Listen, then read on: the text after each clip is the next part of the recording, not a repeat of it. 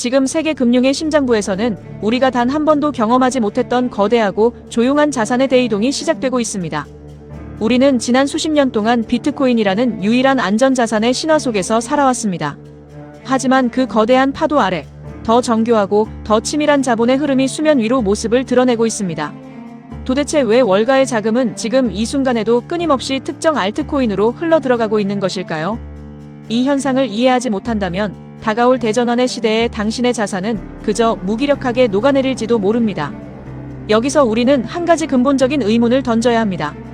과연 지금 우리가 보고 있는 알트코인 시장의 약세는 끝을 알리는 신호일까요? 아니면 새로운 질서가 탄생하기 직전의 진통일까요? 현재 알트코인 시장은 그야말로 안개 속을 걷는 것과 같습니다. 시가총액 지표는 무너졌다가 다시 상승 흐름을 보이다가도 이내 다시 무너지는 횡보 국면을 반복하고 있습니다. 이런 흐름 속에서 대다수의 개인 투자자들은 공포에 질려 자산을 투매합니다. 하지만 역사는 늘 같은 패턴으로 반복됩니다.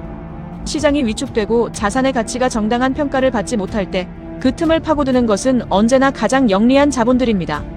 우리는 이 시점에서 비트코인 도미넌스의 변화에 주목해야 합니다. 알트코인 시장이 진정한 상승 기류를 타려면 비트코인의 독주가 멈추고 자본이 알트코인으로 이동하는 구도가 뚜렷하게 포착되어야 합니다. 그 중심에는 반드시 이더리움이라는 거대한 표준이 존재합니다. 이더리움은 현재 가격적인 측면에서 매우 위태로운 지지 구간까지 내려와 있습니다. 하지만 가격 하락에도 불구하고 이더리움 2.0 예치 비율은 오히려 상승하고 있습니다. 기관 투자자들은 지금 가격이 떨어질수록 이더리움을 더 많이 스테이킹하고 있습니다. 이는 단순히 투기적인 접근이 아니라 블록체인 위에 실물 자산을 올리는 표준화된 플랫폼으로서 이더리움을 장기 보유하겠다는 강력한 신호입니다. 월가의 천문학적인 자금이 이더리움으로 유입되고 있는 이유는 명확합니다. 실질적인 RWA, 즉 실물 자산과 채권을 활용한 새로운 금융 상품들이 이더리움 생태계 위에서 설계되고 있기 때문입니다. 이더리움은 이제 단순한 코인을 넘어 전 세계 자산의 표준이 되어가고 있습니다. 우리는 여기서 다시 한번 냉정해져야 합니다. 변화의 소용돌이 속에서 자신도 모르게 도태되고 있는 것은 누구입니까? 그저 뉴스 헤드라인에 일희일비하며 자신의 포트폴리오를 내던지는 평범한 투자자들입니다. 이더리움과 함께 주목해야 할 또 다른 축은 바로 솔라나입니다. 솔라나 역시 가격은 부진을 면치 못하고 있지만 그 펀더멘탈은 역사상 그 어느 때보다 단단해지고 있습니다. 특히 토큰화된 주식 거래량이 최고치를 기록하며 솔라나는 이제 명실상부한 탈중앙화된 나스닥으로서의 입지를 다져가고 있습니다. 이더리움이 탈중앙화 경제를 위한 광범위한 결제 레이어 역할을 수행한다면 솔라나는 고속기관 상품을 위한 실행 레이어 역할을 하며 전통적인 거래소의 성능 요구사항을 완벽히 반영하고 있습니다.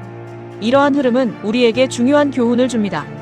자산의 가격은 단기적인 심리에 의해 결정되지만 자산의 가치는 그 생태계가 얼마나 많은 실질적인 효용을 창출하느냐에 의해 결정됩니다. 이제 우리는 하이퍼리퀴드라는 거대한 예외에 주목해야 합니다. 하이퍼리퀴드는 탈중앙 무기한 선물 거래소로서 기존 거래소들의 점유율을 압도하고 있습니다. 지난 6월 하이퍼리퀴드의 월간 무기한 선물 거래량 점유율은 중앙화 거래소 전체 대비 역대 최고치를 기록했습니다. 바이낸스라는 중앙화된 거대 공룡과 비교해도 그 격차는 점점 줄어들고 있습니다. 이것이 의미하는 바는 무엇일까요? 사용자와 기관들이 더 이상 중앙 거래소의 권력을 신뢰하지 않으며 실질적인 수익과 투명한 기술력을 가진 프로토콜로 이동하고 있다는 증거입니다. 하이퍼리퀴드는 벌어들인 높은 수수료 수익으로 자체 토큰을 재매집하고 소각하며 토큰의 가치를 스스로 상승시키는 완벽한 선순환 로직을 보여줍니다. 이런 구조는 기관 투자자들에게 매력적인 투자처가 될 수밖에 없습니다. 그레이스케일과 비트와이즈가 하이퍼리퀴드 ETF를 출시하고 전통 금융기관들이 매집에 나선 이유는 단순히 트렌드를 쫓는 것이 아닙니다. 그들은 숫자로 증명되는 미래의 가치를 읽은 것입니다. 프리-IPO 기능 역시 주목해야 할 대목입니다. 스페이스X와 같은 거대 기업의 지분을 직접 소유할 수 없는 개인들에게 하이퍼리퀴드는 그 가치를 간접적으로 소유할 수 있는 길을 열어주었습니다. 이는 암호화폐 시장이 단순히 코인을 거래하는 곳이 아니라 전통 금융의 자산까지 흡수하는 가격 발견의 장이 되었음을 의미합니다. 우리는 지금 AI 주식과 코인 사이의 자본 전쟁터에 서 있습니다. 삼성전자와 SK하이닉스 같은 AI 인프라 주식의 유동성이 쏠리면서 많은 이들이 소외감을 느끼고 있습니다. 하지만 이것은 경쟁 관계가 아닙니다.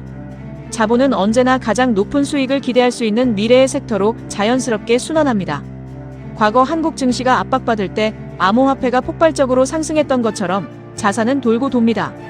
현명한 투자자라면 자산을 골고루 배치하여 포트폴리오의 리스크를 관리하는 데 집중해야 합니다. 이제 클래리티 법안이라는 새로운 트리거를 주목하십시오. 상원은행위원회를 통과한 이 법안은 디지털 자산의 성격과 감독 권한을 명확히 함으로써 시장의 불확실성을 걷어내고 제도권 편입을 앞당기고 있습니다. 물론 당장의 비트코인 가격은 횡보하고 있지만 이는 규제 불확실성 완화라는 큰 틀에서 볼 때 상승을 위한 예열 과정일 뿐입니다. 스탠더드 차터드 보고서에 따르면 이러한 법안이 정착될 경우 에이브나 유니스왑과 같은 주요 디파이 프로토콜들은 수십 배의 가치 상승을 경험할 수 있습니다. 물론 주의가 필요합니다. 어떤 코인에 몰빵하는 것은 투자가 아니라 도박입니다. 전체 자산 중 비트코인을 중심으로 이더리움, 솔라나와 같은 메이저 자산을 단단히 지키고 위성 자산으로서 엄선된 알트코인을 소량 배분하는 전략이 필요합니다. 하락장은 결국 옥석을 가리는 지혜의 시기입니다. 내부자 거래 의심이 있거나 실체 없는 토크노믹스를 가진 코인은 이번 하락장에서 철저히 도태될 것입니다. 우리는 하이퍼리퀴드처럼 매출이 명확하고 소강 로직을 통해 가치를 부양하며 규제로부터 자유로운 프로젝트를 선별해야 합니다. 과거와는 다르지만 알트코인의 대세 상승장은 반드시 다시 올 것입니다. 그때 가장 빛날 자산들은 오늘 우리가 어떤 근거로 골라내느냐에 달려 있습니다. 마지막으로 여러분께 당부드립니다. 단기적인 흔들림에 마음이 위축될 때마다 비트코인의 펀더멘탈은 단 한 번도 나빠진 적이 없다는 사실을 기억하십시오.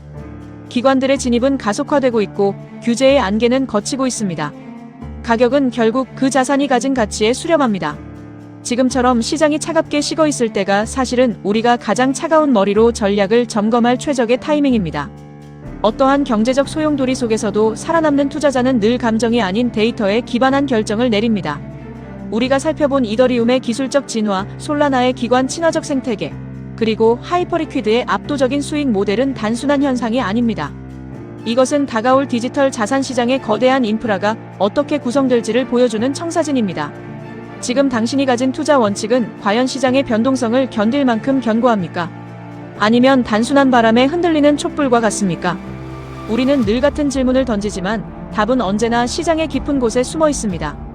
꿋꿋한 믿음을 가지고 시장의 변화 포인트들을 함께 점검해 나가십시오. 여러분의 투자가 단순한 자산 증식을 넘어 다가올 미래의 불을 선점하는 가장 위대한 여정이 되기를 진심으로 응원합니다. 오늘의 통찰이 여러분의 투자 원칙을 세우는데 작은 이정표가 되었기를 바랍니다. 영상이 도움이 되셨다면 구독과 좋아요를 눌러주시고 여러분이 생각하는 최고의 알트코인은 무엇인지 댓글로 자유롭게 의견을 나눠주시기 바랍니다. 여러분의 작은 질문이 누군가에게는 엄청난 기회가 될 수 있습니다. 다음에 더 깊고 날카로운 분석으로 여러분을 찾아뵙겠습니다. 역사는 항상 반복되며 그 역사를 학습하는 자만이 미래를 지배할 권리를 갖게 될 것입니다. 오늘도 여러분의 성공적인 투자를 위해 우리는 계속해서 달릴 것입니다. 감사합니다.